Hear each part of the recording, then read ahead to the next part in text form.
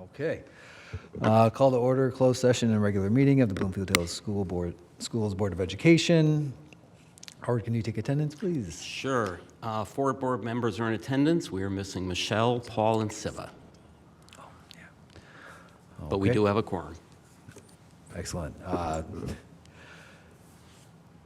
Trustee Madlow reminded me to say the date. Today is November 17, 2022. Our first order of business is a closed session. Do I have a motion?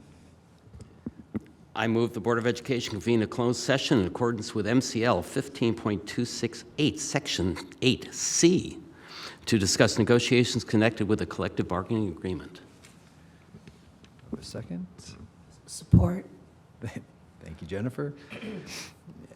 All those in favor? Actually, this is a roll call vote. Howard? Yes. I'm a yes. Jennifer? Yes. Lisa? Yes. Say yes, Siva. Yes. There you go. Motion passes 5-0. Siva is now here. Very good. So we will be reconvening at 6:30. Going into closed session at 6:01. November 17, 2022. Howard, will you retake attendance, please? All board members are in attendance today. Thank you. All right, please stand for the pledge of allegiance.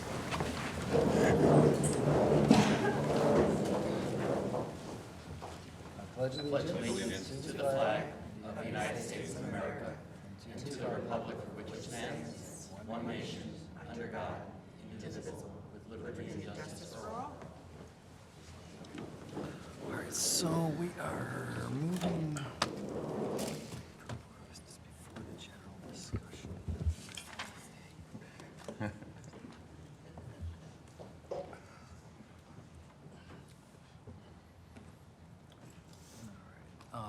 Just to start, I have a motion, a request to move board business ahead of general discussion. I'll make that motion. Okay, thank you. Second. Second. Someone want to do a second? Second. All those in favor? Aye. All right, so we'll move 10 ahead of 9. All right. And we will move to 4 with Principal Stroughter, celebrating success. All right, excellent. I have several students out there in the audience. I'd like you guys to come up here and join me. If you're here for the AP Scholar with Distinction Award, come on up. Stand.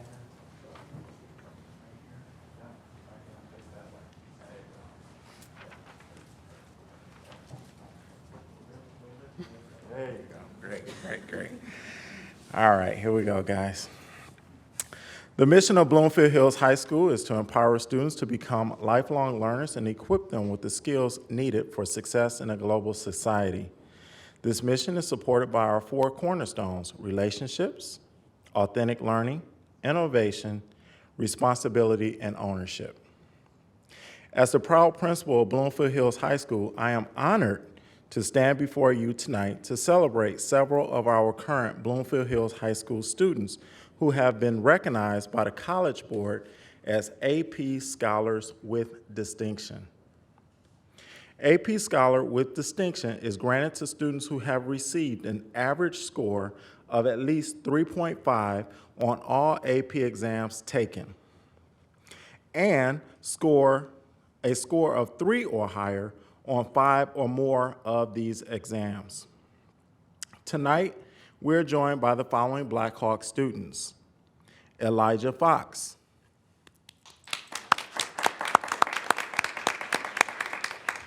Jacob Hirsch, Minglu Jiang, and John McCalmont. A few others that were unable to attend tonight but wanted to be recognized include Ayesha Ahmed, Alexandria Balde, Hayden Buckfire, Vijay Daita, Henry Jackson, Alexander Kravetz, Alexander Sue, Michael Terebesi, and Eleanor Tupper. If we can give these students a round of applause. Way to go, way to represent Bloomfield Hills High School, and go Blackhawks.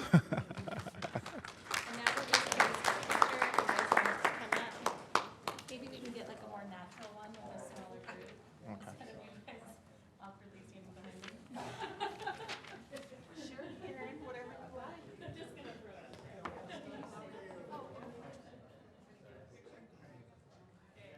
In behind, find a spot. Scoot back just a step. Step up. All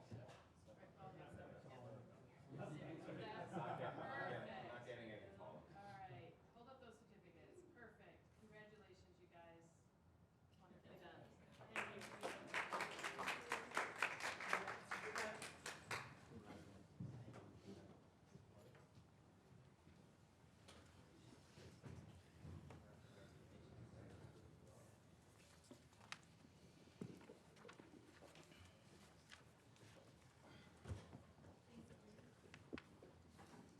Beth, were there any public comment cards? Beth? There is no public, anybody with public comment? I asked this one. Okay. There is none. Okay, no public comment.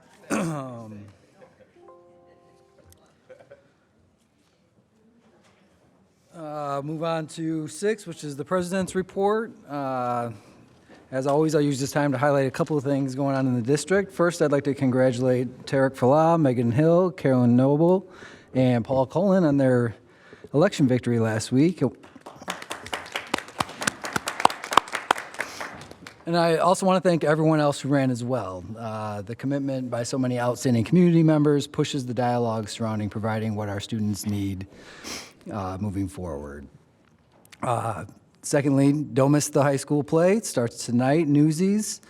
And there are shows tomorrow and Saturday as well. The 8th graders got a sneak peek yesterday, and my daughter said it was excellent, so make sure you check it out. Further, student art will be on display at Oakland schools. Exemplary art pieces were selected by art teachers throughout the district and will be displayed throughout until November 30th. And finally, with sports, we're in transition from fall sports to high school sports. There were tryouts this week at the high school, and middle school sports teams started their practice for winter sports this week as well. Superintendent Watson, over to you. Just a question on, where in Oakland schools, is there a specific location where the art's on display? In case someone... That's a very good question, Paul. I didn't put it in my report, which means I don't know specifically. It said Oakland schools. I can look that up and make note of that later on in the meeting, though. Okay, I was just curious. Right, that's what I figured, but I thought about putting in the address, but I didn't, so I thank you for your question. Superintendent Watson, your report, please. Thank you, President Van Gemmert. So one thing I want to talk about, and it'll take a couple of minutes, is false threats and real consequences. And kind of related to this, I'm proud to share that as a school district, we've partnered with Oakland County Prosecutor Karen McDonald, Oakland County Sheriff Michael Bouchard, Bloomfield Township Police Department Chief James Gallagher, West Bloomfield Police Department Chief Michael Patton, and Bloomfield Hills Department of Public Safety Captain Chief Jeff Gormley. The purpose of this partnership is to proactively decrease threats in our community and across Oakland County. If you've been watching the news, it's not just Oakland County, but throughout the state of Michigan and the United States, the number of threats at schools we're receiving. So earlier this week, we sent a letter to our families. This morning, we filmed a video that we'll be sharing with our community next week. We'll also be showing the video to the middle and high school students on November 28th as part of this continued effort. We also have another planning meeting set up with these partners in December to continue pushing this work forward. Together, we are asking our community for help to keep the lines of communication open. Here are some key things that our parents can do. Be aware that no weapons are ever permitted in school. This includes things like a pocket knife. Know your child's code to access their electronic devices. Monitor your child's electronic devices for inappropriate photos and searches regularly. Monitor social media accounts. The age to open an account is 13 on all social media platforms. ProtectYoungEyes.com is a great start on how to go about protecting your child online. Consider downloading an app to help create parental controls on your child's technology. Anyone can report tips confidentially to OK to Say, which is Michigan's anonymous reporting system. We need all of our parents with us to talk to the students. Talk to your child about appropriate use of technology. Again, having spoken with Oakland County Prosecutor Karen McDonald today, Oakland County Sheriff Michael Bouchard, and others in law enforcement, this is an ongoing thing that we're seeing in Oakland County. You may watch the news about the arrests that are now taking place. We really need everyone's effort. We want students to be safe at school. We want students to feel safe at school. And we want the focus to be on educating our students. Lastly, again, like President Van Gemmer said, want to talk about the election a little bit. Congratulate our incumbent, Paul Colin, for winning re-election. Welcome back. So congratulations. And our newly elected trustees, Tarek Falah, Megan Hill, and Carolyn Noble. Their terms will begin January 1st of 2023 and last through December 31st of 2026. We're grateful for our community members who are willing to serve in this capacity and all who ran. To have 10 people actually run for a volunteer position in this day and age for the school board is just fantastic. It says a lot about the community and the importance people find within public schools. The Board of Education has an important responsibility to ensure the students in Bloomfield Hills schools have every opportunity to succeed in their own and unique way. I also want to wish everyone a happy Thanksgiving. We won't be together until after the Thanksgiving break, so I hope everyone has a great Thanksgiving. And if you happen to be a Detroit Lions fan and you're watching the game on Thursday, I do wish you the best of luck. As a non-Lions fan, I can't imagine disappointment, but for those of you that do enjoy that team, I wish you nothing but the best of luck. Thank you. They were only 2 games out of the playoffs at this point, so let's not write them off yet. The Bills and Browns game will be at Ford Field this weekend. If you want to see a real football team. I take offense to all of this. Go Detroit Lions. I did locate where the art will be displayed. It's going to be at 2111 Pontiac Lake Road in Waterford, and it's open from 7:30 a.m. to 7 p.m. Monday through Friday. Oh, sure. We're going to move on to 8, which is the consent agenda, and Trustee Barron is going to handle that for us today because our trusted secretary does not have a voice today. Thank you, Mr. President. The consent agenda today, I move the Board of Education approve the recommendations detailed in the consent agenda as follows. Request to approve minutes from the regular meeting of October 27th, 2022. Request to approve minutes from the study session of November 3rd, 2022. Request to approve disbursement reports, request to approve monthly financial reports, and the request to approve HR actions. Support. All those in favor? Aye. Aye. Motion passes 6-0. Civis stepped out. All right, and now we will move on to board business, which has been moved up to 9 on the agenda. A is request to approve, or request to award bid 1041, and Mr. Goldman and Ms. Kostiak are approaching. I am joining because Jake McDermott is not able to be here this evening, so I'm representing Jake. Jake has provided updates on this particular roofing bid project since the middle of September. Almost in every board update and addressing some communication protocol questions. And David was very involved in the details, and so the recommendation letters are attached, and we're both here to answer any questions from a funding perspective or the bid. Howard? I reviewed the material, and while this is a very large amount that we spend at a sinking fund, we normally spend a little less than 3, like 2.5 million. This is about 3.4 million. Luckily, we've underspent over the last number of years, so we have a fund balance so we can absorb this. I was quite frankly amazed that to re-roof a building takes $1.5 million. And these are basically elementary schools. This is not a middle school or a high school, so these are very, very expensive operations to do a roofing plan. It's just, just an observation that, as we do other types of work within our district, the cost to do maintenance, this type of maintenance work, parking lots, driveways, windows, roofs, things like that, are very, very expensive. And obviously with the IA, we all know that that has been needed for quite a while. It has, and the focus on doing the entire roof for both of these facilities too is a long-term focus. So it's not something that will be coming back in 5 years needing to do. About how long would a roof last? 20 to 30 years. Okay. So I think we'll have a 20-year warranty on it. So. Are these flat roofs in general?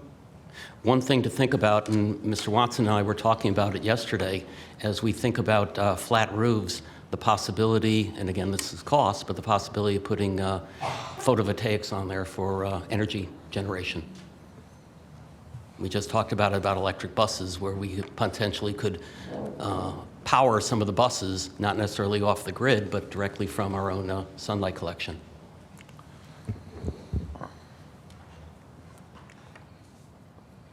Any other questions?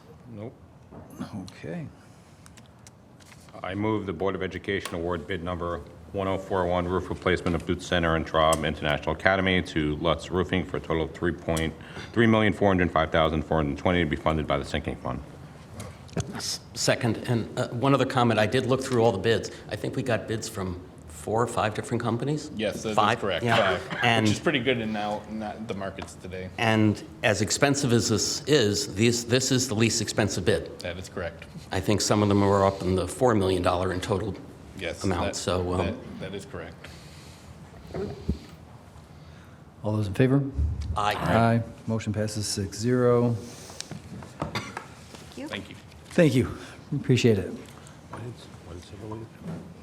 Civ is on got a phone call, I think.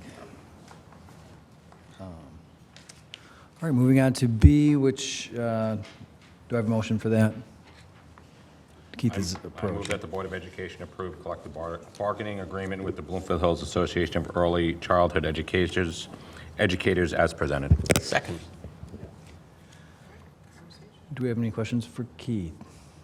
I know all right. We reviewed this earlier with Keith in a We closed did. session. We did. So, it's all fresh in everyone's mind, correct? For the community's sake, can you explain? Yes. Okay. So what I'm here to present to you tonight and ask for your approval is a brand-new contract with a brand-new union group. This union group is one that represents our early childhood educators. They are, again, brand new, so we started from scratch and built out a contract. And so this is their first iteration of that. And this group is going to be represented by what union is this? This is the Bloomfield Hills Association of Early Childhood Educators. And they're associated with which The union? MEA. MEA, thank you. And how many members, or how many employees I are? believe part it's of- 13. All those in favor? Aye. Motion passes 6-0. I just want to take this opportunity to thank, the board, but I also want to thank Lori Todd, their president, Sabrina Pittman, Amanda Gwilt, Marilyn Drake, and Chara Walker, who are all their executive board, that we worked with to build out this contract, as well as Scott Worrell, who's the MEA executive director, and those that were on my team, the Karens, Hildebrand and Healy, and Lisa Griglak. So we appreciate everybody's time and doing this. We feel it's a really good contract for everybody involved. Thank you. Thank you. Thank you. All right, and to number 10, which is general discussion, career and college readiness.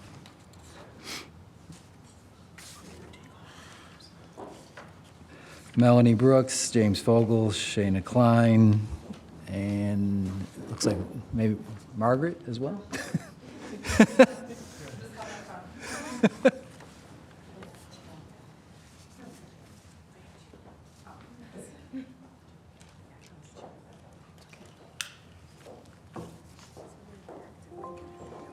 Yep, we checked it.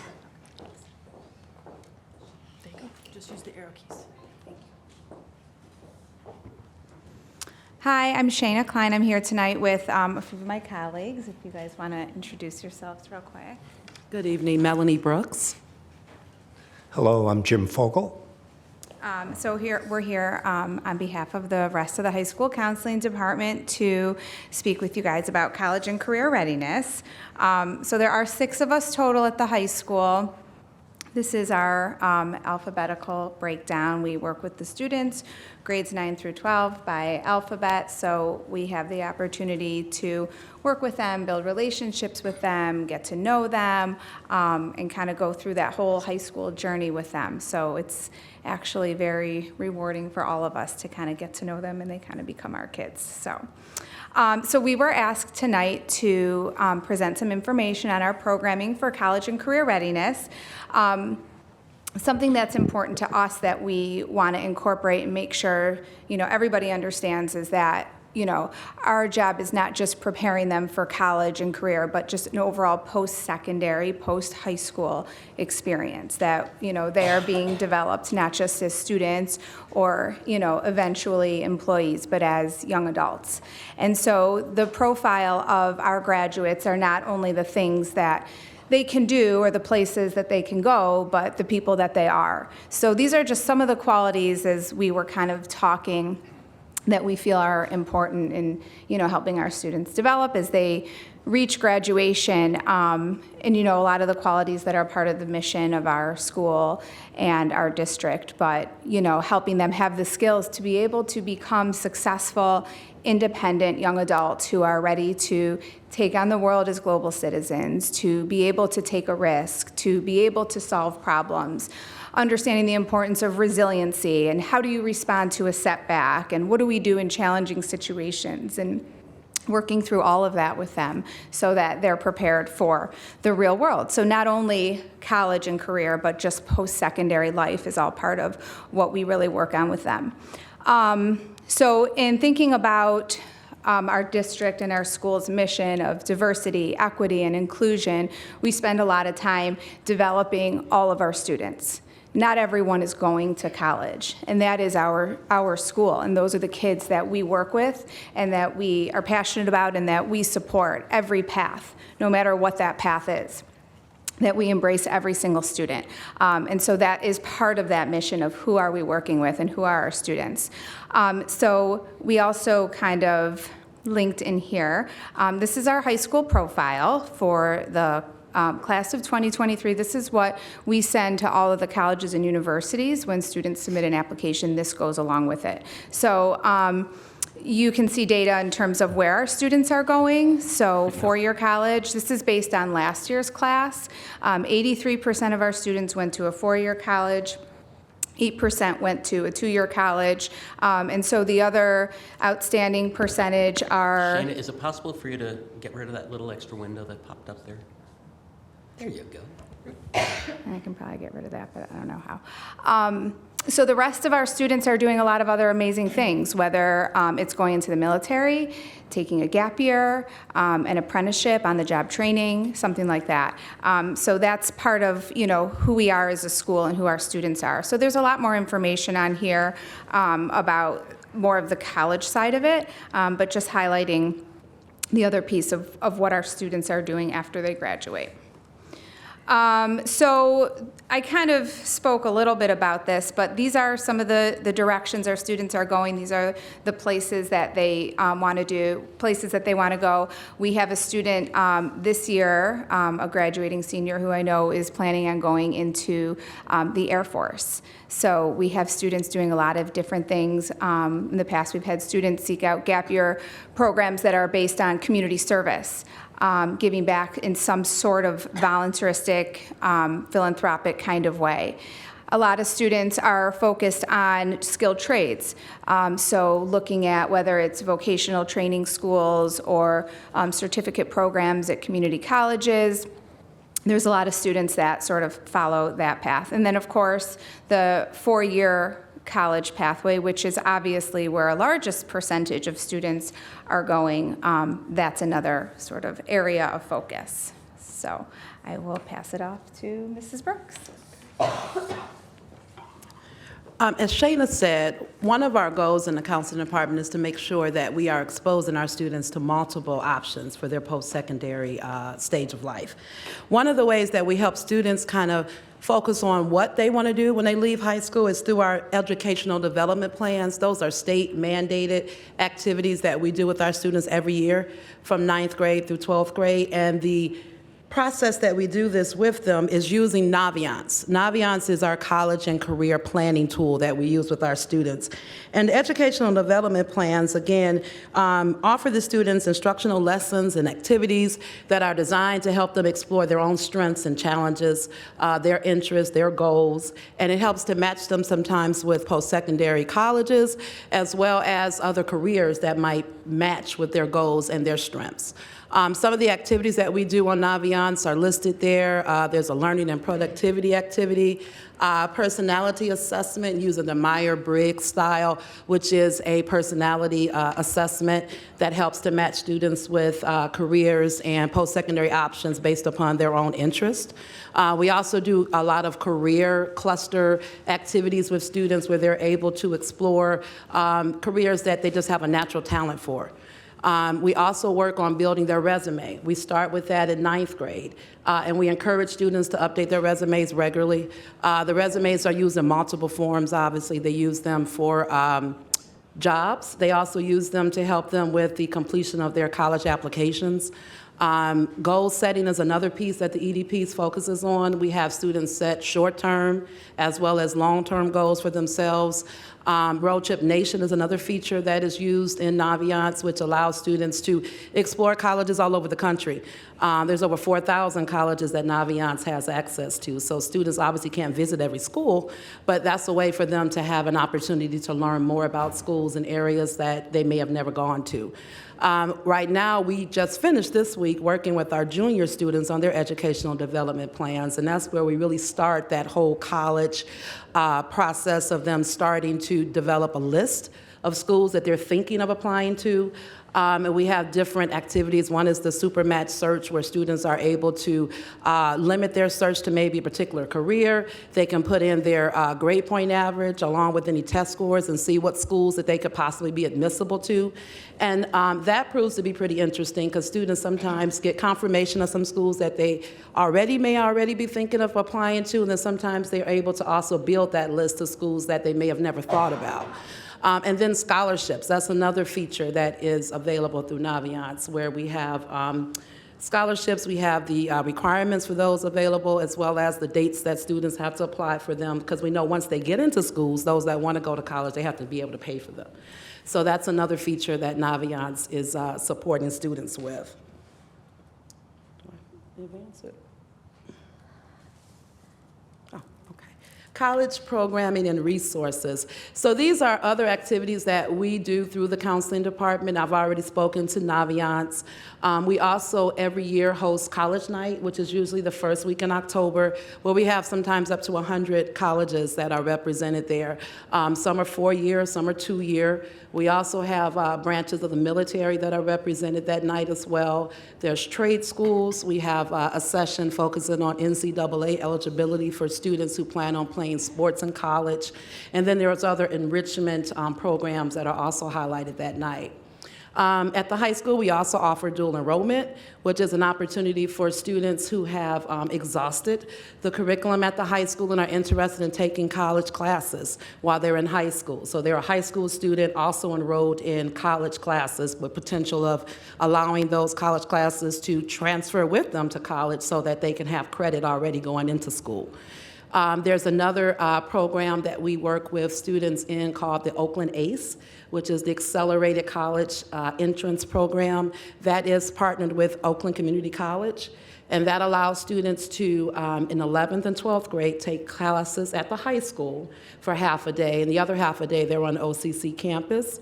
And then they can take a 13th year of high school where they will only be on the OCC campus, and at the end of that 13th year, they can earn a high school diploma along with their associate's degree. The post-secondary planning guide, Mr. Fogel has copies of those for everyone. Those were also provided this week to our junior students as they are starting to, again, focus on their college, career, and post-secondary plans. This has valuable information in it about all branches of post-secondary options. I mean, there's information in there about the military, there's information there about 2-year, 4-year schools. The whole college application process is detailed within that book as well.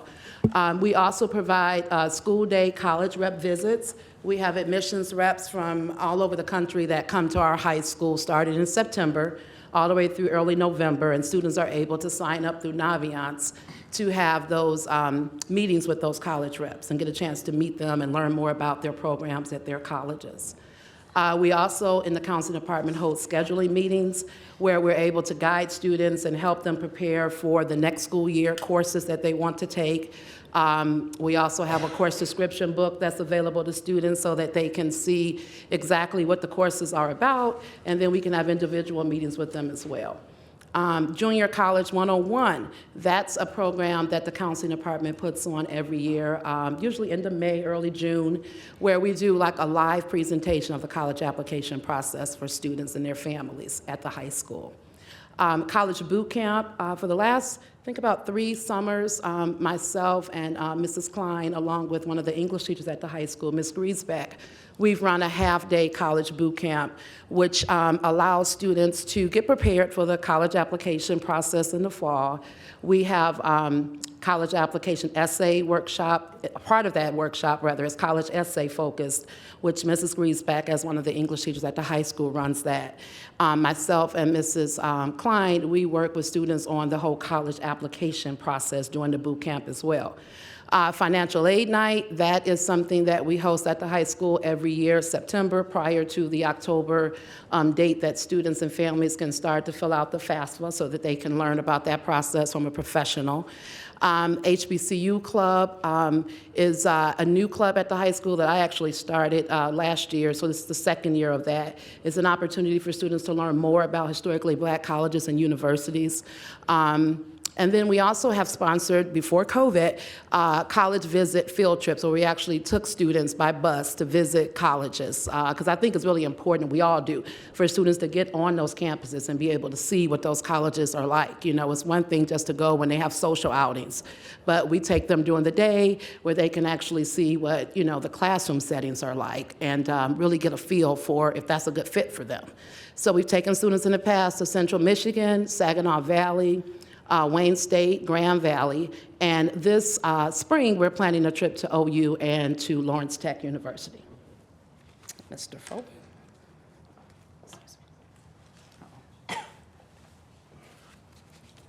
But wait, there's more.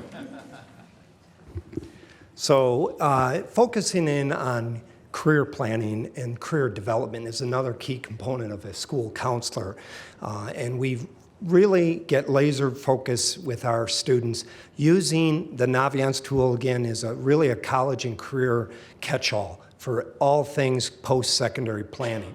So the guide that we provided you with also has sections on career development and career exploration.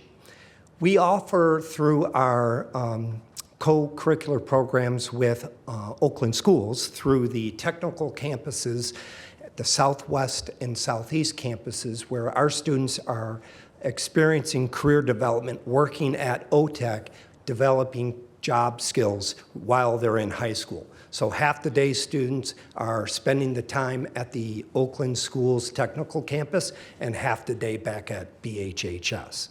Also, OTEC offers an early college opportunity where students can do that full OTEC program I just described. But in addition to that, at night, begin taking OCC classes free of charge through the Oakland Tech program. So we have students that do that each semester as well. We bring a group of students to a Michigan Career Quest Career Expo held at the Novi Showcase Center each year. We took a 2-year pause during the pandemic. It is scheduled to be back online starting next school year, so we will be bringing at least 100 students with us as we did before the pandemic to see a lot of careers in action, hands-on training about what certain jobs do. As well, the military visits that we mentioned come into the school and are actively providing that option to our students for a career in the military. We work on those resumes, which are student resumes for their college admissions, but also for employment purposes for those that are interested in going right to work. We really spend some time analyzing the Michigan labor market and the occupational outlook for southeastern Michigan. We have the latest and greatest information from the Occupational Outlook Handbook online, as known as ONET. And we're given each year the Hot 50 job outlook for Michigan. So we really let our students know about career opportunities that are hiring and paying good salaries. As far as professional development for our counseling team, each year we fully participate in a multitude of career and professional development opportunities for us as leaders in our building for students' post-secondary planning. There are things that change almost, it seems like, on a monthly basis where we have to get updated. And we do that through our national associations as well as our local associations. There's a NCAN, NACAC, MACAC, these are all counseling associations helping us develop skills to plan for the future for our children and our students. There's a college board conference held each year called Dream Deferred, which is also an HBCU college fair, where last year Mrs. Brooks, myself, and Mrs. Schultz all attended, and we were able to get the latest and greatest information about helping the underserved and the underrepresented in the college admission process. ASCA is our National Association for American School Counselors, and we are in the midst of a pretty in-depth training going on right now with an ASCA representative that has visited our school multiple times, and we are continuing that training throughout this year. We have counselors serving on the School Counselor Leadership Council for Oakland County, as well as for the state of Michigan. We really attend constant webinars and sessions, developing our knowledge about the latest and greatest college admissions trends that are happening locally and nationally. We are required by the state of Michigan to be fully trained in military post-secondary options as well. We get that training every 5 years, and we are active members of the Oakland County Counseling Association. All this information that you heard, that you've received, it's really sometimes like drinking from a fire hose. Getting this information to our students, to their families, and to the community at large is a major task for us that we don't take lightly. We want to get this information out of our heads, which sometimes is spilling out of our brains, onto the people that can use it, our clientele, our students and families. And we do that in a variety of ways, through our counseling website, through the district's website, through our counseling office newsletter, which piggybacks the principal of the high school's weekly newsletter, along with our Twitter page, which we are seeing great growth and followers adding each month. We have a Canvas communication tool, which is our learning management system for the high school, and the counselors have a presence for each class, the class of 23 down to the class of 26, where the latest and greatest announcements are always posted for students and families to access and see all that great information. And lastly, Naviance is also a communication tool which blasts out important messages to students, parents, and guardians on a regular basis. That's it. Is that enough? Start with Howard. Questions? My colleagues can join me. Sure. So I've questions in two general areas. I'll hit the first area first, and then we'll go around, and it comes back to me. So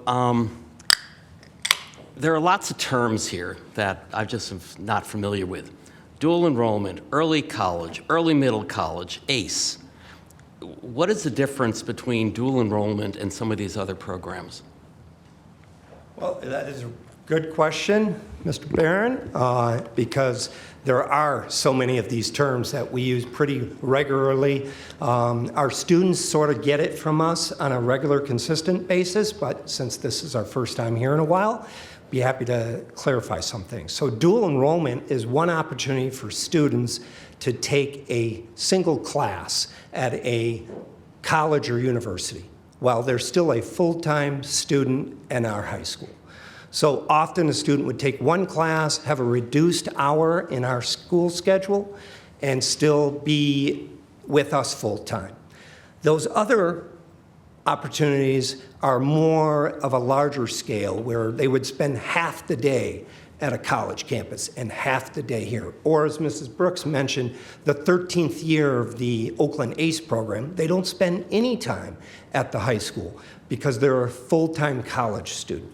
However, their high school diploma has been delayed a year to allow them to not only earn that high school diploma, but at the same time, a 62-credit associate's degree. Jim, just on that, because people get confused between, and maybe it is the same, what Howard's asking, what you just answered, and then, Pat, what they do at West Bloomfield, that Oakland Early College. What's the difference? Because people always ask, why don't you do that, and we have that? I don't even know what the difference is. I think Mr. Watson has a little experience with that. So Oakland Early College is run through, and Ms. Stroughter knows, through West Bloomfield School District, and it is a school of choice program. Oakland ACE program, I'm not as familiar with, but my understanding is open for all Oakland County students, and they can apply and go. But at the end of the day, you're still getting a free associate's degree, and then you would go on to transfer to whatever college you're admitted to. So part of the goal, as they've done a great job explaining it, is providing options. Whether you're looking to go to a 2-year college, a 4-year college, we know right now the trades are desperately seeking people, and the pay scale for trades is phenomenal right now in opportunities.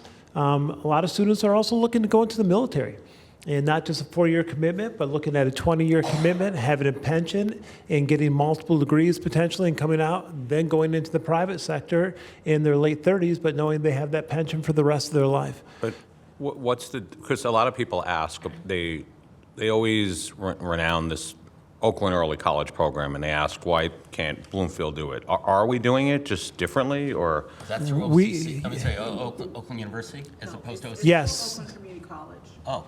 It is still Oakland. So are we doing it? It's just called something different, or? different? Yeah. We are doing it not as an independent school district, like my former district does. We are doing it as more like a consortium model that anyone in Oakland County can go and participate. By doing it this way, we're not using a building that we might need to rent. We're also not having to allocate teachers out of our own general budget to that, but the opportunity is still there. When they talk about dual enrollment, that could be, the one class for the students taking DiffEQ, and that could be at LTU because they're advanced in math. Or one that was popular years ago was students taking the history of rock and roll at OCC. So it's fair to say we are doing it? When Yes, people ask, yes. Are you doing If what you are a West Bloomfield is fair Bloomfield to Hills say? Okay. resident and student, Okay. and you would like to Thank earn you. an associate's degree as part of a 13-year program, and those 62 transferable credits, that opportunity is there for students to do. It's the same program. It's the same program. It's called differently, and it's not in our building. It's outside of our building. But from the student standpoint, they're taking the same classes and getting the same kind of. Not necessarily the same classes. Okay. It's very nuanced. All right. So Trustee Colin, I understand the question to be, if a student lives in Bloomfield Hills, is there an opportunity for them to earn an associate's degree? And I'm sorry? You're getting an associate's degree and a Bloomfield Hills diploma. Correct. If you were to go to the West Bloomfield program, you're getting a West Bloomfield diploma. Yeah, okay, no, it's just, Yeah. I mean, I always Right, get you get a that high school question. diploma and I and don't The question, know how to college. can our answer it. students have the same opportunity? Yeah. Because he's been asked that question. Yeah. Yeah. But that diploma's held until the completion of the 13th year. Correct. If I can just finish the couple of extra questions, that's fine. So let's. Are in you terms- asking me or No, I'm our guests? talk to our experts over here. Well, thank you. So kind of on the dollars and cents side, this 13th year, is that something that is tuition-free? Or is that, do they have to pay tuition for So no, the students do OCC? not pay for that. The Oakland ACE program that we have in our district, no, the students do not pay for that program, that So they're 13th going, year, instead no. of just 13 years of school, kindergarten through 12, they're getting 14 years, and basically it's paid through the foundation allowance that we get from the state of Michigan. Yes. Okay? Correct. And along kind of the same line, in terms of transportation, how do they get back and forth either to OTEC or to OCC? Do they have to drive themselves, or is there bus service, or how does that work? So OTEC, the school district does provide bus service for our students that go to the OTEC center. As far as the Oakland ACE, though, the students do have their own transportation that they use to go there. We don't have a bus that takes them to the OCC campus. Okay, or, yeah, because there's, so we got, Well, and just oh, to clarify the early, we have early transportation piece, college? Just to clarify the transportation piece with that, with Oakland ACE, I think we probably have maybe, 10 students, would you say total? They're all in different programs. They're taking different classes at different times. So there's no way to have a transportation system for 10 kids on 10 different programs and different, some are year 1, year 2, year 3. Whereas OTEC is one singular AM or PM program. All the students start at the same time, they finish at the same time. So we're able to, incorporate transportation in that, and it's part of our school day. It runs within our school day. I'm just So- thinking if a student doesn't have a car and can't afford the transportation themselves, how are they supposed to get to the college campus? Yeah, so transportation on their own, whether a family member or themselves, is a requirement in the Oakland Tech Early College Program as well as the Oakland ACE program. Thank you very But much. OTEC, school-provided transportation. Thank you. And I'll go to my next question afterwards.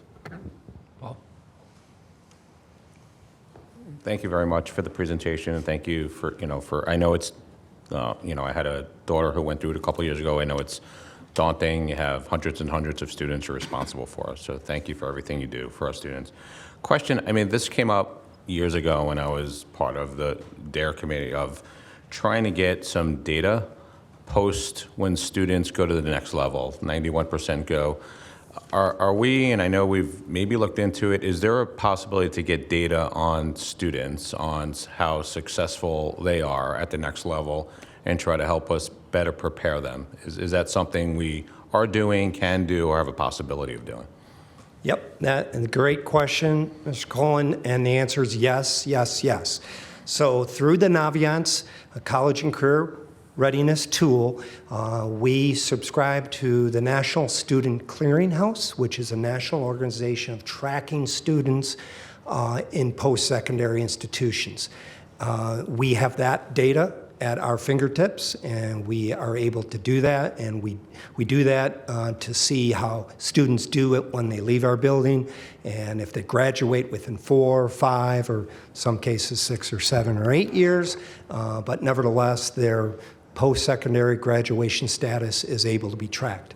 Yeah, and just so you know, Paul, CEPI, the statewide organization, the state database of all education information, they keep track of that information also. Okay, all right, so we have that data, and that's good. And I guess that my second question is, I know all of you have relationships with, admissions counselors. What is, and I know you do a good job sending the information about, us, what feedback have you gotten that we as a district think can do better, the feedback you've gotten in the last year or two? Or feedback that I'm sure you get some feedback on what we can be doing better to prepare our students to be as competitive as possible at that level. Is there anything that resonates? our feedback from our universities that we have the strongest partnerships, because they're our biggest feeder schools, are very much in support of and, recognize our school's efforts with our students, the number of AP and IB offerings that we have, our student success rate, testing, all of that kind of stuff. Our students attend, they give us feedback that they feel prepared, they're ready to go out into their post-secondary level of education. So, I would say the feedback we get from our reps is that our students are competitive, our students are prepared, they feel like our programming is very strong. So I've never heard them say you are missing this or missing that, but I don't know if any of you guys would. No, I would agree. Say that. If that's what you're asking, is that kind of what you're asking? Or? Yeah, if there's, you have the relationships, is there something that you've gotten feedback that, not necessarily bad, just something that we could be doing different from a competitive level, based on feedback? Opportunities for improvement. Opportunities for improvement. Personally, we haven't heard that. I think we're doing too good of a job because we only hear the good things. We honestly. Well, I know you hear when people don't get in. I know you hear that we from hear families. that, but we so. don't hear from an admissions rep. If you only did this, we would admit more. So that's just not the feedback that we've heard. We could certainly start eliciting that type of feedback, but it hasn't been shared voluntarily. I'm done. Michelle? All right, so we're gonna expect for you to volunteer at the next fair. I've been to plenty of those fairs, All right, so I just have a couple questions. My first question is, does this plan appear on the website? Yes, there is an electronic version on the counseling page of the high school site. Awesome, so now our parents also know they can access this wonderful guide online, so it's not just given to your students. All of our parents can also access this, because it's also, when I was just going through a couple of pages, there are also some great tips in here for families, so it's not just for our students, just so you know. So if you are a first-generation college student and you're trying to find out how this works for your family, if this might be something that families can share together. So thank you for that. My next question, going back to the Oakland ACE program, is there an application process, and when does a student have to apply if they're interested in the Oakland ACE program? And then is there a minimum year commitment? Okay, so students need to make that commitment in 10th grade if they're going to do the Oakland ACE program, because it would be starting in their 11th grade, and they would continue in 12th and then have that additional year of school. They do have orientations as well that they're required to go to with a family member before they make that commitment. Any other piece? Oh, yeah, they do have placement testing so that they are placed appropriately in the correct English and math, just like any other student entering college would need to be placed properly. With that testing, that that's not an admissions test sort of thing. It's No, more of no, just a thing. placement Everyone, test. if they want to go, they can go. Correct. Correct. So course placement. So for instance, if you are doing a major that requires mathematics, you may have to place into a certain math and take certain prerequisite courses. And So similar to what placement. they do with the IA, I think. Yeah, I would think so, right? In addition, you asked about the application, Ms. Southworth. There is an application process. However, it's not something that the high school sifts through and looks who we accept. The application goes to Oakland schools, and we help guide the student along the application process to put the best foot forward. And Oakland schools reviews the applications and makes those decisions. Is it a lottery? No, it's not a lottery. They accept anyone? Yeah, That's capacity? yeah, there are recommendations asked by the teaching faculty and the guidance counselor. So those are taken in consideration when the Oakland schools makes their decision. Those are my questions. Thank you. My question is kind of how it works, like from like a 9th grade, 10th grade. So when do you first meet your students as 9th graders? What does that look like for a 9th grader? Then what does it look like as they progress like through high school? Well, actually, I'd like to say we begin in 8th grade. Even though we're high school counselors, we meet our students and families in the spring of 8th grade. So we develop that relationship right away before they're in our buildings. So I just wanted to start with that, and if someone else wanted to join in. So I was going to say that too. So yeah. Beat her to it.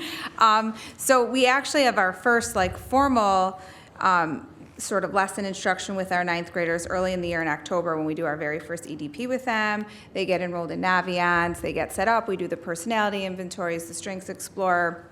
So we have an opportunity to get to know them in small groups. And then after about the first 10 weeks or so, that's when we start our individual first meetings with our 9th graders. Sometimes we go into the learning communities and kind of pull them out individually. Sometimes we'll send them a pass to come meet with us in our office. But that's really their first sort of one-on-one interaction, relationship building activity experience with us after that initial 8th grade meeting. And a lot of students, we have our instructional program, the activities that are planned, but students have different and varying levels of need for their counselor.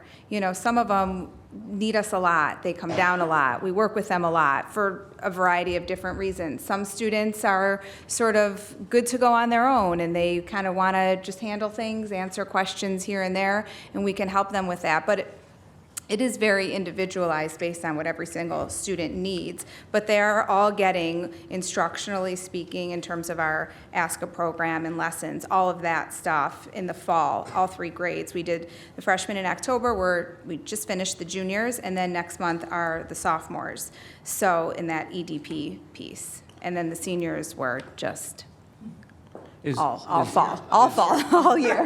Just following on John's, is there a mandatory once or twice a year you need to connect for those students, right? There's ones that I'm sure you know of that are in your office all the time. There's ones that maybe are self-starters don't need, but then there's that bunch that are intimidated to make appointments and don't know. So is there like a mandatory, at least once a year, check-in with every student on your list to make sure that they're not lost? Okay. I don't know if I would label it as mandatory, but it kind of naturally just happens. Another piece at the high school is especially for 9th and 10th grade, the learning community model. Each of us as a counselor are on one of the learning community teams. So we are regularly hearing about, students that might be, of concern. Or students that might be, really doing very well and maybe need to be challenged more. So those students are also, discussed at those meetings. So those are students that also kind of make that list that we kind of check in with a little bit more. So I don't know that I would say it's literally a mandatory thing, but it kind of just naturally happens that we're probably seeing every student at least once, if not more, individually. Because I'm sure there's like 20% of the students that utilize 150% of your time. I'm just saying, right? So there's... It's a couple. Right. So, okay.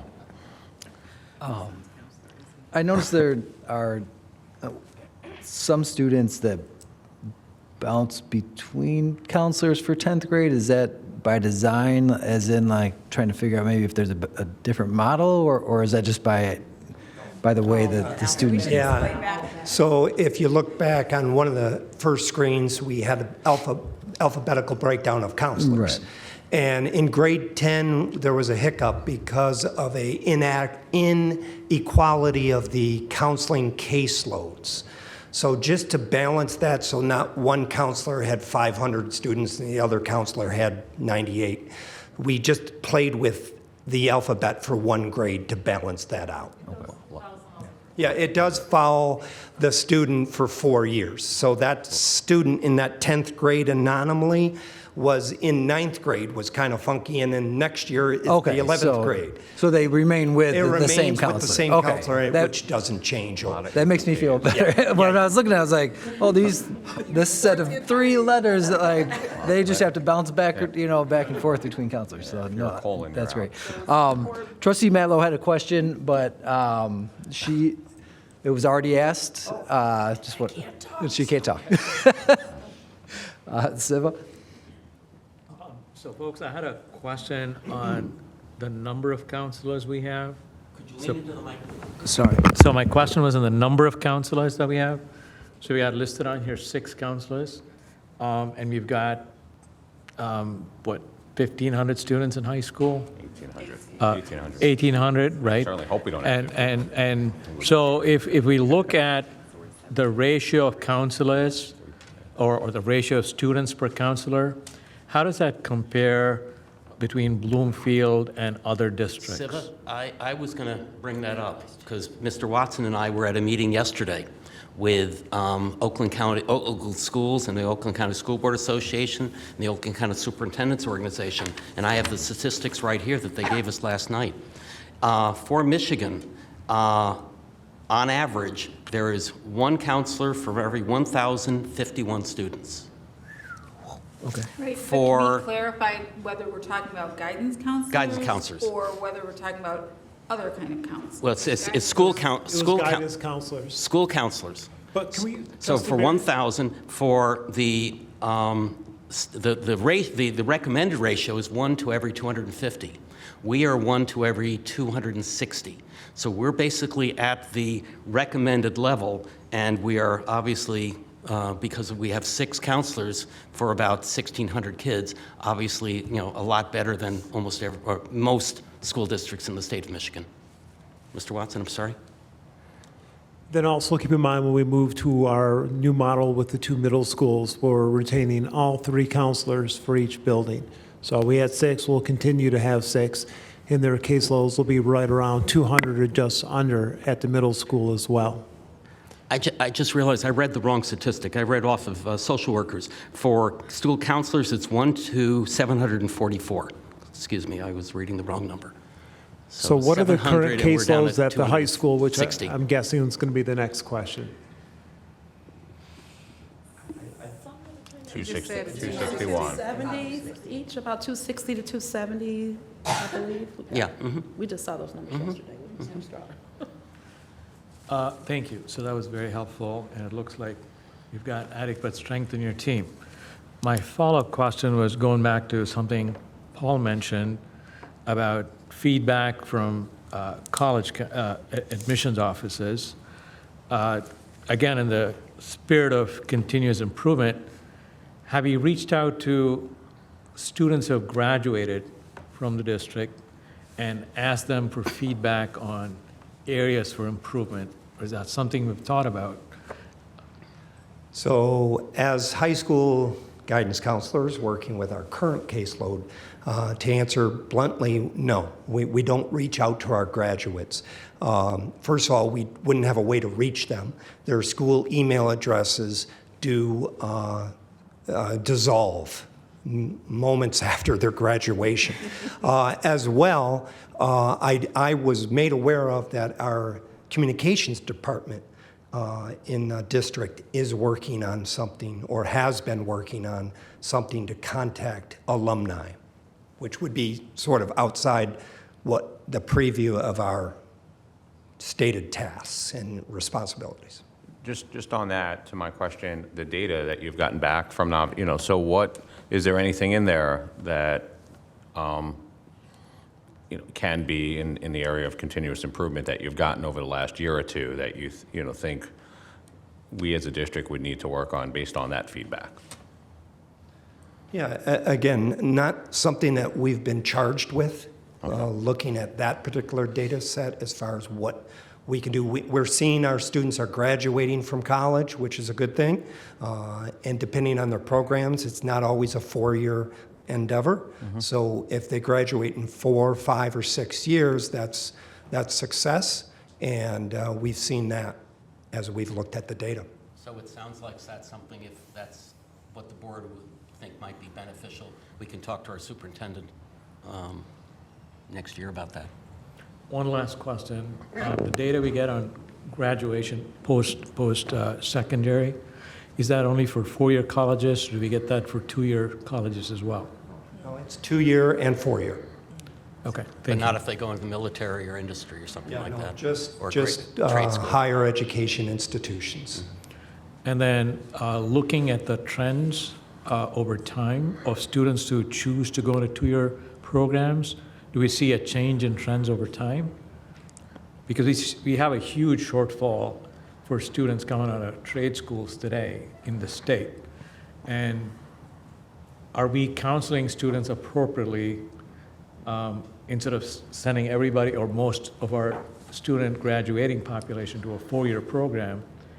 What are we doing to guide students if they're a better fit for a 2-year program? Well, again, that ties into their goals and their ideas, what they have for themselves. And we developed that over 4 years with the Educational Development Plan, which has them do, as we outlined, a series of personality assessments, learning style inventories, career interest surveys to determine what is their goal. And that's essentially what the EDP does. It tells us what their goal is, and we help them along the path of their chosen goal. So we don't counsel students against what they and their families choose what is best for them. We certainly give them all the available options, which 4-year, highly selective institutions are one great option, but so are 2-year open enrollment colleges, as well as apprenticeships and military options and straight to the workforce. All those things we've listed are all options. Gap years, gap year is certainly another one. There's a great guide on page 30 that actually helps you to understand making the appropriate choice for you. So just in case if you're a parent and you're trying to wonder what Siva's question is, there's a great guide for you to have that conversation with your family and knowing yourself. I'm telling you, I could probably tell you what's in this entire book because I've just sat here and read most of it. Just to add to that, one thing I would say, because we understand that we live in a community where most of our students are going to a 4-year college. Families are talking about 4-year college. That's what kids are hearing. That we spend a lot of time talking to our students about what's their plan and what is their fit, and you need to do what is best for you. And everybody is different, and it's okay to do something different, and this week especially, we've spent a great deal of time talking about embracing themselves and their path and their journey, because everyone is not the same. No matter where they go and what they do, it's not wrong. It's figuring out, what's their best fit. And people talk about best fit of college. It's not just about college, it's best fit of your life plan and your journey. And we really do spend a lot of time talking about that with kids, and sometimes having to tell them there's a lot of things that you hear, but you don't have to let all the chatter of what you hear influence the decisions that you're going to make. So. Yeah, shameless book plug here. Book plug is the book by Frank Bruni entitled "Where You Go Is Not Who You Will Be." Once again, where you go is not who you will be. And that's a great book that we share with our students and highlight with our families when we meet with them, because there's just one good nugget after another in that book along the lines with what we're trying to talk about tonight. Thank you. I'm done with my question. Lisa. Just quickly to follow up, I know that Naviance can track the student, but we aren't getting student feedback, so it may be helpful and valuable. Mine's anecdotal from my 3 that have either completed or are in the middle of college, but some of the feedback has nothing to do, when you define readiness, it isn't just academic readiness. It's a lot of what you listed on the first slide. Resilience, risk-taking, things that parents could know about early on and encourage, because that is a lot of, I think, what prolongs a 4-year degree into a 6, 7-year degree. But here's my question. I know that for cybersecurity reasons, we cannot keep active all of these email addresses of students. Is there a way for students to enter their next email address, their permanent email address? Because it would really be nice to capture it, not just for feedback, but also 5-year reunion, 10-year reunion, keeping students connected. And I'll give you one more example. One of our graduating students runs I'm going to get it wrong, some kind of podcast, financial podcast, and recently came back and spoke to students and about that as a career choice through the economic club or one of the after-school clubs, and the connection was made because the teacher kept in contact with the student. But is there a way for them to enter their next email address so that we can keep in touch when things of interest come up like that?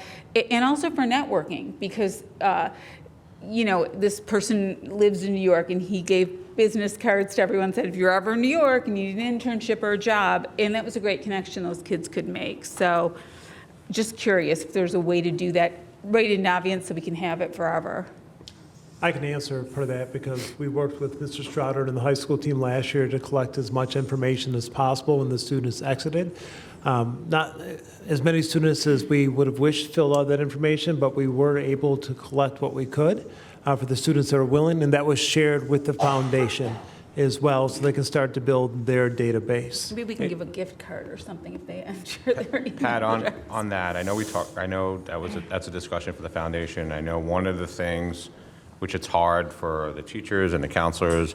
I know students during like this time of year, they're back, there's a window of opportunity during the holiday time when they're back from college and they want to go visit their counselors and teachers. Are we trying to designate a day that can happen? Because a lot of students get shut out and then get discouraged from going back. Is there something, I know we've talked about this in the past, a day designated where students can come back and connect with their counselors and teachers, and I know that would mean a lot to them, but they get shut out now because of security reasons and other things.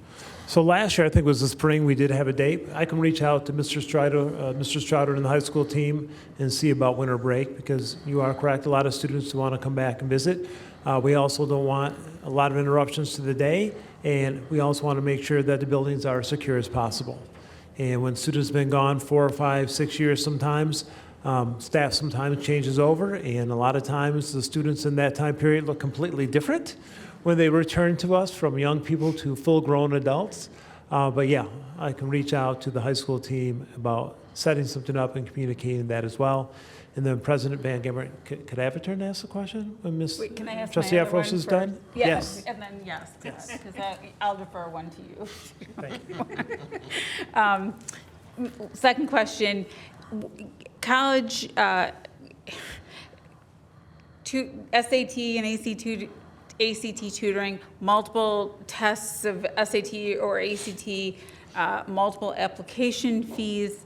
I'm going through it right now. It's really expensive. What resources do we have for students to help defray costs of multiple applications, test prep, tests themselves, that kind of thing? Not necessarily scholarships for if or when they get admitted, but just the process part of it. I know that students that are receiving free or reduced lunch, I know have an opportunity to get assistance with those fees. And then BYA also offers enrichment, scholarships. I'm not sure if that's the exact title, but they offer enrichment monies. I know for students who are, in need for some of those programs like test prep and, summer enrichment programs. So that's the two sources that I'm aware of that do offer additional funds for students who have struggles with meeting those financial obligations. Is there more of a need than there are current resources, in your opinion? I don't know. I have to be honest, I don't know. I was just gonna, I don't know, but going back before to address that question is in terms of test prep. We encourage all of our kids to create Khan Academy accounts, because Khan Academy is in direct collaboration with the College Board. And when they link those two accounts, all of their testing information from their PSAT and SAT feeds into Khan Academy, and then it creates an individualized and personalized test prep plan for them. So we've, at note free, 24/7. So we've been talking about that with our juniors now, because they're all thinking about, many of them are thinking about testing. So there is a free tool that covers that completely. As well, as mentioned, the free reduced lunch list qualifies students for waiving of all those fees that you referenced. In addition, our membership in our national and state or counseling associations gives us the freedom to waive some fees for students that are experiencing hardship that may not be on the free reduced lunch, because there's an application process. I know some families that just missed that application process to get on the free reduced lunch. and yet they still have a need. So we have the flexibility working with our associations across the county, state, and nationally to waive those application fees that you mentioned, which do add up. When you think about many schools charge anywhere from $35 to $150 just to apply to one school, and you times that by 6 or 8 schools, it's a lot of money for some families, and we're here to help where needed. So along that line, do you help them with FAFSAs also? Yep. Yes, so FAFSA is the free application for federal student aid, which we offer a workshop every fall, literally weeks before the FAFSA opens up on October 1. We offer a workshop in September, bringing in FAFSA experts from local colleges that walk our families through that process of filling out the FAFSA. Yeah, and I wanted to add, having the boot camp and the essay writing workshop over the summer with Ms. Griesbeck, who is, the college essay writing expert of all experts. We're really lucky to have her. That's genius. It's really making accessible to students that otherwise wouldn't get one-on-one feedback on their essays a possibility right in their own district, right in their own backyard. I think that kind of thinking, to me, is exactly what's needed in the DEI, one of our objectives in the district, because it does help to level the playing field a little bit. I know that there's inequity still, and we have a long way to go, but to me anyway, those kinds of things are just really innovative and invaluable. So I saw that, and I was, my son was working, but I really wanted him to go to that. I think those programs are outstanding. Thank you for that. And this goes along with the public service announcements that we are getting from Ms. Southward this evening, which is... Just to add that, if we can add that to the junior checklist, the Yes. Khan Academy, okay, only because I'm That's following it. along. Duly noted. But I think just along with that public service announcement is the idea that oftentimes in high school, people stop applying for free reduced lunch because they say, my kids don't eat lunch at school. And to not recognize that there are so many opportunities that are available to you if you happen to qualify for that, that includes all of these unknowns, which is free application, free testing, free sending of your scores. So again, encourage everyone to... Internet access also.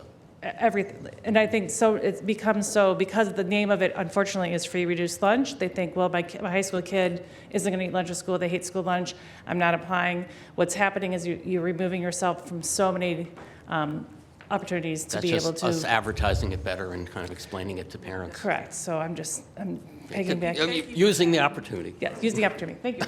Thank you for adding that for our families. Superintendent wants to say something. Okay, sorry if you can bear with me for a second here. Just a comment to Paul's point. There's definitely a cohort of students for whom, whatever their choice postgraduate, they're not really engaging with the process. And that may be unknown to a parent because they don't engage with the parent either, who's even trying to keep up with what's going on. And so they don't embrace the EDP, they don't embrace Naviance. And so my hope and prayer is that you guys follow these kids around and pester the heck out of them. And have I can tell you that they do, because if the child doesn't open Naviance, the parents will both get emails. I mean, it's one thing to open Naviance, and it's another thing to do a thorough perusal of all the resources, look through all the colleges. It's very daunting. And that maybe you guys have like a 5-college, or 5-program cheat sheet, for every little EDP group of interest that you could say to the kids, hey, what about these? Because otherwise there's just so many opportunities that the kids and I think the families just won't ever know about. Thank you. Superintendent Watson. I guess I don't have any questions. I just have some statements. One, I want to thank not just the 3 of you, but your whole department for everything you do for our students. Since I've been here, I've had the ability not only to work with some of you, but to meet with you. And what you do is second to none in the country. I also want to thank your whole team for all the professional development you do. For people that aren't familiar with college counseling, your team goes far, way far above and beyond what would be expected of a high school counseling staff to do. And all that does is provide additional opportunities for all the students we serve. So I'm beyond grateful for that. Thank you for all your work for bringing in college reps. It's not by accident that Vanderbilt shows up as one of their only stops in the Midwest to recruit our students on a night where our building is host and all the other colleges you bring in, not just during the college fair, but during the whole school year. We have colleges and universities from around the country that stop in Bloomfield Hills because you make sure to call. You make sure, hey, we've got great students. Come and see what we have. That is unbelievable. Thank you for all you do to make sure our students understand how to fill out the Common App. You know, when we graduated, some of us way back in the 80s, the application process was simple. It's not that simple now. And the essays and working with the students on what colleges are looking for in responses each and every year. And also thank you that during COVID for making sure Bloomfield Hills had a testing site. There are a lot of students that needed a score to qualify for a merit scholarship. And we were one of the few testing sites in the Midwest that was open during that time. And you served close to, 300 Bloomfield Hills students alone, so they had the opportunity to earn a score and still get a merit scholarship out of that based on that score. And so just thank you. Those are all just amazing things that I wanted to make sure you were recognized. And that's just the tip of the iceberg. And what you don't know is I probably bothered them too much by going in and wanting to meet and talk. And every time, it's always, yeah, if there's anything extra we can do for kids, we're going to do it. There's an opportunity to go visit the Detroit Lions, meet with some of their executives. And who's looking to make sure the students have the opportunity? The counseling staff. Everything. I wish you could chat with them one day to really see the opportunities they're providing to students. And it's not like that everywhere. And we're very fortunate to have the staff we have. And if they ever were to leave, it would be challenging to replace the dedicated professionals that we have. So thank you. So don't leave ever. I just got to add one thing before Mr. Barron, but we actually have 7 counselors. Okay. Well, yeah. Because our 7th counselor is Mr. Watson. Oh. He's been a great partner. I was going to say, wait a second. He's been a wonderful partner for us school counselors to have Mr. Watson interested in our work and willing to help us in our work and take an effort or take an extra step to help us in our work. So we want to thank you, Superintendent Watson, as well as the whole board. Thank you for giving us this time this evening to highlight our work, our important work for our students, and the fact that you 7, along with Superintendent Watson, gave us this much time. We're just tickled pink about this. We're so happy to promote school counseling and in Bloomfield Hills and at the high school in particular. So thank you again for your time. Are you going to start? Did you have one thing? Are you going to start allocating some of your students to him? Oh, yes. I want to have only 115 students. He can have the 10th graders that Actually, John if you count dismissed. Mr. Watson, we have 8. We do also have a counselor that is dedicated to our deaf and hard of hearing program at the high school, Cheryl Rieger. So I just don't want her to be left out. She's very important also to our program. Thank you. I do want to say also that this document can be found at, just went up, bloomfield.org/school/bloomfield-hills-high-school/counseling. It's about halfway down under the college planning and post-secondary guide. Thank you. I appreciate that. So Siva kind of opened the door a little bit for me. Last night, Mr. Watson and I attended about 100 or so, 150 superintendents and school board members hearing a presentation on addressing the mental health crisis within the school community. So could you guys talk a little bit about the other part of your job, I believe, which is assisting our students with their mental health? Yeah, without a doubt. So do we have another hour? Because I could go on. But no, great question. Real quick, I will highlight the 3 domains that school counselors work with students and what we do with our students. Certainly heard enough tonight about our post-secondary planning for college and career readiness. Secondly is academic development. Of course, helping our students learn how to learn and doing well in school is a huge piece of our workday as well. But the third critical, maybe most important, especially these days with the pandemic and the effects that we're still dealing with in the mental health aspect, is the personal social development of our students. And that has really taken a hit these last few years. So it's come to the forefront, and we dedicate a third, if not more, our time each and every day working with the mental health, personal, social development of our students that have been entrusted to our care. So without that being forefront in our mind, what good is it getting a student into Princeton or Northwestern if they're not mentally well? So that's definitely a task that we didn't present today. We would have a whole nother presentation, what we do with that, but for sure it's a paramount in all of our minds daily. Because we heard about MTSS being applied to mental health. So are you kind of the level 1 where if a student's having an issue that you would help refer them up to level 2 or level 3? Yep, so we're first responders for sure as school counselors, and our school building has social workers along with school psychologists, along with other support staff and the administrators themselves, all care to the whole child and their needs as a young person finding their way in this world. And their backpacks are full of not just books, but also other luggage that they carry around. Other emotional. definition of ACEs.